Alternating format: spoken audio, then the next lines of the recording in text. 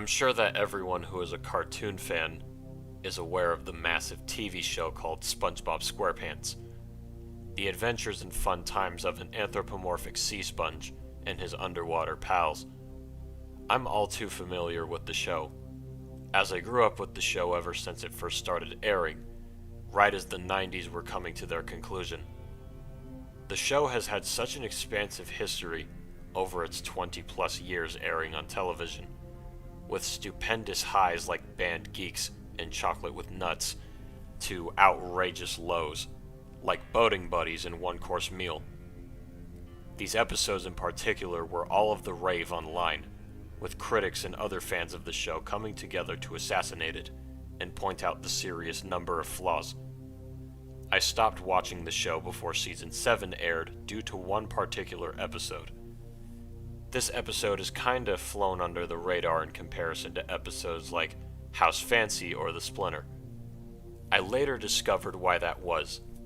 The version of this episode I watched was not the widely distributed one.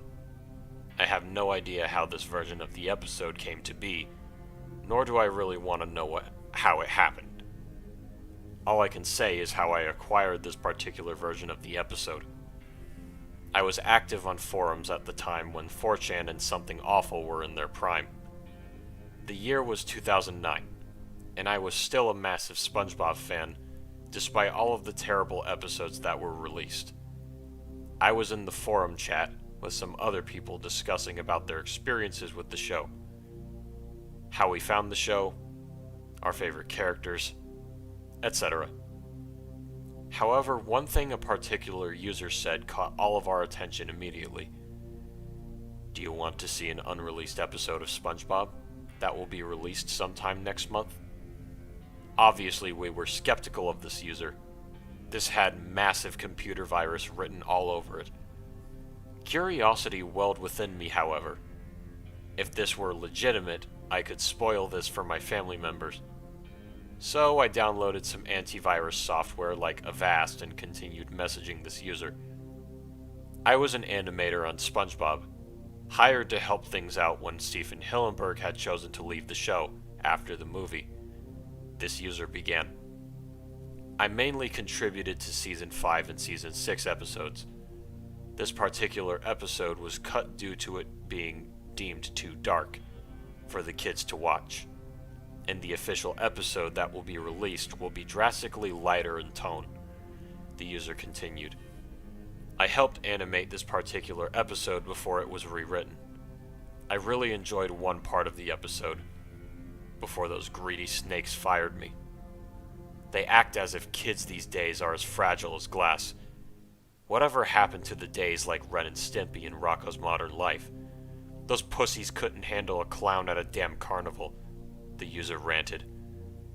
It appeared he had gotten into some kind of conflict or bitter moment with the company, as he went on a total tirade about how shitty the business was, and how all they cared about was safe distributable nonsense for the kids to gobble up, while the parents lit up cigars wishing they wore rubbers. This episode was secret for a variety of reasons. Those corporate slaves would never want this episode to be made public, the person explained. All I will say is that me and some others had a really fun time animating this. Enjoy it. I'm sure it will be an episode you will never forget. The user ended before he sent me the link to the video and then went offline. This was all he offered me in terms of general concrete information behind the scenes. The episode he had apparently acquired was entitled Pineapple Fever. I thought it was an odd name, so I proceeded to download it to my computer. It was an MP4 file, so it definitely did contain a video of some kind. Loading up my video playing software, I placed the MP4 folder in and waited for it to start. I was fairly certain it would be a massive screamer or some kind of video to mess with me, but a shred of hope secretly wished it was real. The file had finished loading, and to my surprise, it was an actual SpongeBob SquarePants episode that was playing. It began with the iconic and well-beloved intro, to SpongeBob SquarePants, with the pirate portrait singing the song. It concluded with the porous yellow sponge playing his nose like a flute before it faded into the main title card. The title card itself was typical of a SpongeBob episode, with nothing too out of the ordinary. It was a photo of SpongeBob's pineapple house, except it had a rusted chain secured tightly around it with a padlock, ensuring it was locked. Above it read the title, Pineapple Fever. I thought this was maybe an episode where Patrick or maybe SpongeBob locks himself within the house, and the story would be them trying to escape. And when the episode finally begun, it seemed my theory was being proven correct. It began with both SpongeBob and Patrick sitting on their sofa watching the television. Patrick was messily eating at some peanut butter and chocolate. His floral green shorts were now stained with peanut butter and chocolate. SpongeBob was just sitting peacefully minding his own business. It appeared that the two were watching some kind of special episode of Mermaid Man and Barnacle Boy. Oh, Patrick, this is the best part! Turn it up! SpongeBob excitedly said to his sea star friend as he moved in place. Sure thing, SpongeBob, Patrick responded as he comedically pulled out a large speaker out of nowhere and hit a button to turn the thing on. I was shocked. The voices sounded almost exactly like the normal voice actors. However, I could tell they were not the original. Squidward's voice was a little bit scratchier than usual, but I digress. The noise from the speaker was amplified to an almost cringe-inducing level, but of course both Patrick and SpongeBob were oblivious to this, as the two began cheering as Mermaid Man and Barnacle Boy took down Man Ray. The camera then zoomed out to showcase Squidward, their grumpy next-door neighbor, sitting down on his sofa watching the news. He was supposed to be watching a new episode of his fancy show, but it got interrupted by a breaking news message. Squidward sighed at this, but simply continued watching. Breaking news! The news anchor fish began. Bikini Bottom is experiencing all matters of a storm. This includes high rain. The fishes in the background then got drenched by water. Intense and strong winds! A nearby fish's newspaper stand then got blown up and was carried away. And lastly, lightning! The news anchor fish concluded, before he was comedically struck by lightning. I won't drag this on, however. I'm sure that all of you here have seen the original episode of Pineapple Fever, as it has been over a decade since it was officially released, as of me writing this down. And this modified episode is mostly the same episode as the original. So I will continue only with the things that are notably different. Instead of it being shown that the trio had been locked in SpongeBob's house for just one afternoon, we were instead treated to one of the show's signature title cards, with the French narrator saying, "A few weeks later." Even without this title card, it was very clear that several weeks had passed since the storm begun, as time was clearly showcased within SpongeBob's pineapple residence. The walls of the abode were rotten and a sickly shade of orange. There were distinct scent lines throughout the building, indicating it reeked of a foul odor. Furniture was tossed around and smashed throughout the many rooms of the pineapple. Shattered glass and plates were littering the decrepit, destroyed kitchen. The fridge's door was ripped clean off. All things resembling potential nourishment and hydration were picked clean. The worst parts of this were for sure the characters. Squidward was huddled in a corner, eyes wide and bloodshot. He was skinny and frail looking. His entire body was slouched against a wall, while he was breathing heavily. His brown shirt was crumpled and torn in certain spots. Chunks of the fabric have been removed. His tentacles were bruised, and one was even a gross-looking shade of purple. He looked absolutely miserable. Even when Squidward was at his absolute worst, he never looked like this at all. He looked as if he was attacked by some kind of wild animal. SpongeBob was humming to himself while he sat in his armchair. His smart attire was practically in shambles. His sleeves were torn, and his tie was missing in its entirety. His white shirt was stained with who knows what, while his shoes had giant holes in them, exposing his feet. He looked just as tired as Squidward was. Frail and weak the sponge appeared to be. Dry blood and tears were around his mouth. Upon the camera scrolling down, it showcased where the blood came from. The cracked and busted open shell of SpongeBob's beloved pet snail Gary was visible on his lap. It was obvious SpongeBob had killed and cannibalized his loyal pet. The tears were most likely from guilt that SpongeBob was feeling over being forced to eat his friend. My mouth became agape at what I was seeing. I wasn't going to cry or never watch SpongeBob ever again like you would think. I was just in shock at the animation. It definitely looked professionally done. The blood was drawn so perfectly that it fit into SpongeBob's universe almost seamlessly. The blood was cartoony, and it was detailed. Why would someone animate this? I get holding a grudge against a company and all, but what if a little kid stumbled across this episode online? That would be one ruined childhood for sure. However, the worst one was for definite Patrick. His floral patterned trunks were stained so much that the patterns on the trunks were not even visible anymore. His mouth was stained with all kinds of things that even I couldn't decipher. He had an extended belly. No doubt Patrick had been a drain on their seriously dwindling food supplies. He was laughing to himself, coiled into a ball in the corner of the room. No doubt all of them were slowly going insane, and it was inevitable that conflict would happen at some point in time. And turns out, that's exactly what happened. It cut away from the overweight sea star and back to SpongeBob, who was weakly pulling himself up to his feet. The sponge then proceeded upstairs into his room and sat down quietly on the disheveled bed, while eyeing his now smashed foghorn alarm clock. He stared out of the broken porthole window, clearly seeing if the storm had dissipated, which to the sponge's sadness had not disappeared. He sighed forlornly and trekked down the stairs to the kitchen area where the others were situated. We then hear a loud rumbling sound that indicated someone was hungry. It panned over to show that Patrick was the cause of this. He spoke out in a tired and lazy voice.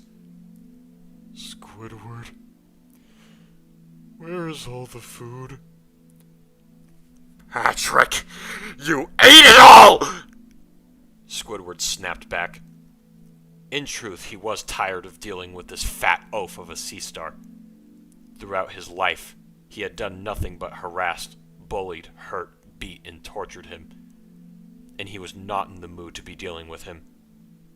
Squidward, you had the last packet of stale food. It was clearly you who was hogging it all. Patrick responded back in an offended tone, while the camera panned to showcase his extended belly. This starkly contrasted between SpongeBob and Squidward, who were frail and malnourished. This, however, was the tipping point. Decades of misery, crushed dreams, and pain, all bottled up within the octopus's mind. He had held back everything in some feeble attempt to try and get through to Patrick and SpongeBob. But that one statement was like the floodgates of hell opening. Squidward screamed in the most anger-filled way that I had ever seen a cartoon character scream. His face was red, with pulsating veins all over, indicating the octopus had finally had enough. He jumped forward and seized Patrick by the throat, pinning the gluttonous pink starfish to the wall with extreme force. Patrick instantly began gagging and choking in response. He flailed his chubby pink arms in an attempt to try and break free from his grip. Squidward held firm, and even begun slapping the sea star repeatedly.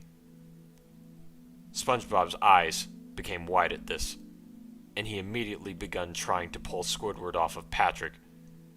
Eventually, Patrick broke free by biting down hard on Squidward's hand, causing the octopus to yelp and drop him. Squidward, stop it! Patrick didn't eat it all. We all had some. SpongeBob yelled out to try and stop the octopus from hurting Patrick anymore. Well, SpongeBob, you clearly had more than me. You can yell, while I can barely lift a spoon, Patrick said ungratefully as he held a spoon weakly, before dropping it with exaggeration. I ate more! Patrick, look at you! You're chubby! SpongeBob yelled while pointing at Patrick's stomach. The hunger had finally gotten to SpongeBob. The nice fry cook with a heart of gold was gone. In his place was a desperate being, craving food, and with no sense of friendship. He realized in that split second that Patrick was always to blame for their food situation. He had eaten all of SpongeBob's frozen food in one swoop, instead of rationing it like he and Squidward did. He really was a fat, bumbling idiot. Patrick growled loudly, in pure rage. Nobody calls me Tubby! Patrick bellowed as he pounced onto SpongeBob. Patrick began biting down hard into SpongeBob's arm. There was no blood that came from his wound, but rather yellow chunks flew off onto the floor. SpongeBob fought back by kicking him hard, causing the starfish to fall back and bang his head into a nearby shelf. Squidward simply backed away into a corner, afraid for his life at the deterioration of SpongeBob and Patrick's mental state. SpongeBob ran to the kitchen to grab a knife. He held it close as his eye began twitching over and over. Patrick had taken a far more primitive approach. He broke off one of the legs of a nearby table and held it like a sword, with the sharp edge of it pointing away. SpongeBob walked slowly around the messed up pineapple. So many beautiful memories were born in this place, and seeing it all broken and destroyed, as it was, had finally caused the lovable sponge to snap. Patrick eventually caught the sight of SpongeBob in the kitchen. He immediately began making a dash towards SpongeBob. The extra food in the starfish contributed to his speed in the matter. SpongeBob turned around and saw Patrick flying in the air towards him, as Patrick had jumped high into the air. A loud slash sound was heard then. Silence. Squidward finally stopped trembling into the corner as he noticed the lack of volume in the decrepit, decaying pineapple. He rounded the corner into the kitchen. The camera then zoomed into his face. All anger was gone. Instead, an expression of pure shock and sadness was planted. Patrick was unmoving on top of SpongeBob. A kitchen knife was planted deep within his head. There was no blood with Patrick, but rather the knife was just stuck, blocking any kinds of bodily fluids from exiting via the hole. SpongeBob, however, wasn't unmoving. He was groaning in pain. Patrick had caught him in the chest. His legs were crushed due to Patrick's enormous weight, and because of SpongeBob's malnourishment.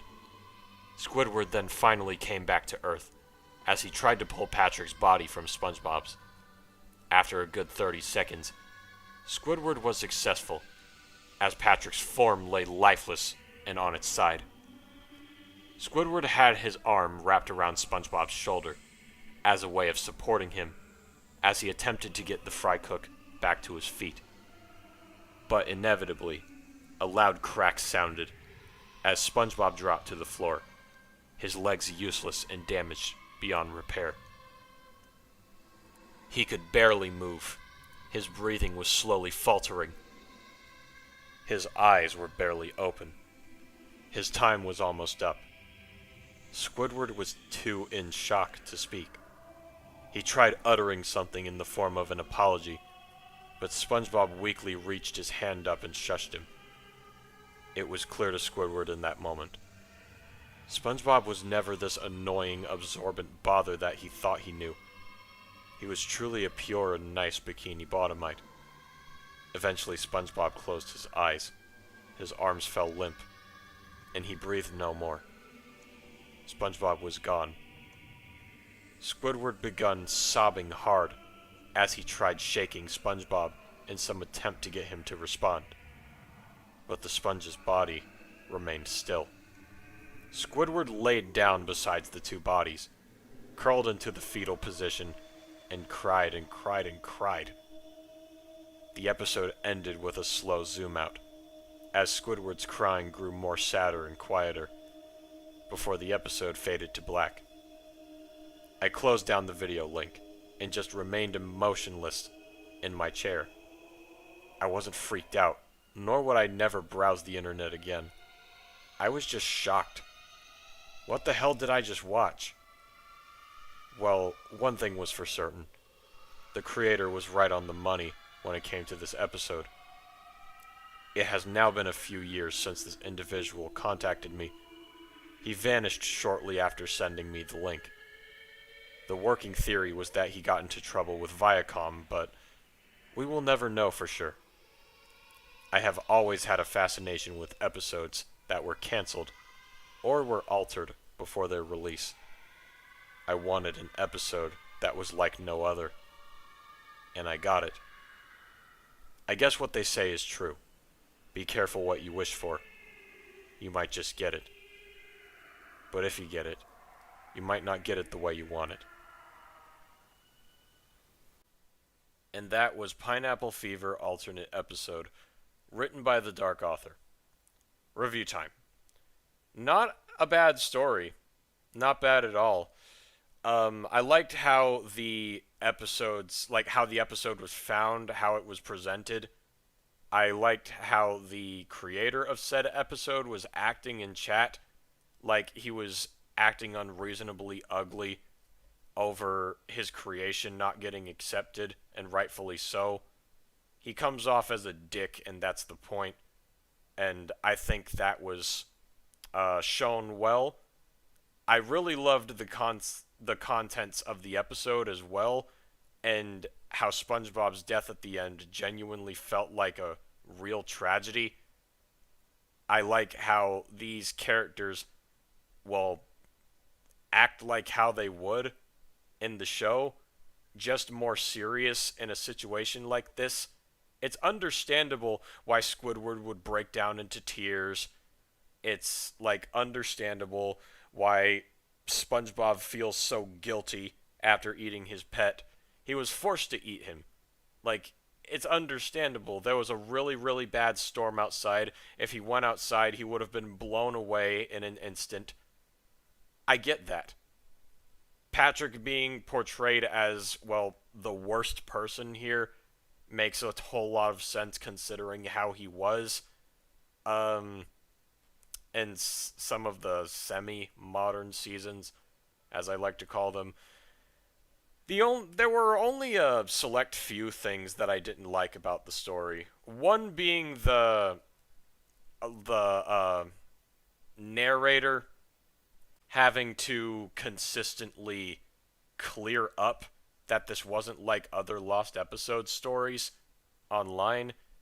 There were some parts where he was like, oh, there wasn't, blood or anything, or, this wasn't like other urban legends. I know it wasn't said like that directly, but that's what it felt like in a few parts.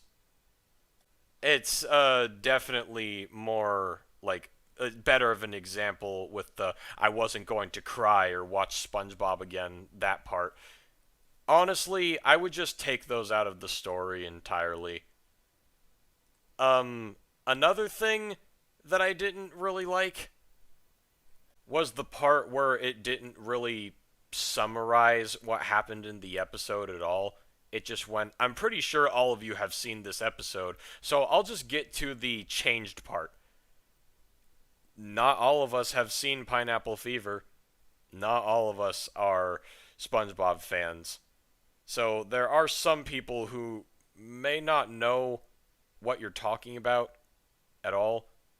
Like, I feel like it would be best to say, it plays out how the original Pineapple Fever did, from this to this to this, up until this came up. That would be much more understandable. But overall, this wasn't a bad story. I'll give Pineapple Fever alternate episode an 8.5 out of 10. Good job, Dark Author. This was really good. Keep writing, keep improving. I can't wait to see what else you come up with. With that being said, this is simply my personal opinion. We all have our opinions regarding these creepypastas. What did you think of the pasta? What would you have done to improve upon it? And as always, I will see you all in the next narration. I love you all. Bless.